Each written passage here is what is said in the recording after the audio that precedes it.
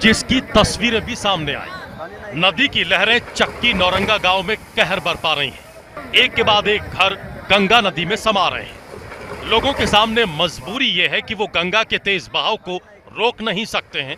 जैसे गंगा उफान पर आती है, गांव की बर्बादी शुरू हो जाती है। पेड़ हो या फिर मकान, सब नदी में समा रहे हैं। अपनी आंखों के सामने अपनी जमा पूंजी समाते देख लोगों की आंखों में आंसू हैं, क्योंकि जिस गांव में वो पले बड़े, वो अब गंगा के आगोश में जाने को तैयार है। गांव के लोग अब पलायन के लिए मजबूर हैं। लोग ऊंची जगहों पर जाकर रह रहे हैं। कुछ लोगों ने अपने हाथों से अपना आशियाना तोड़ दिया। जिसकी तस्वीरें भी सामने आई।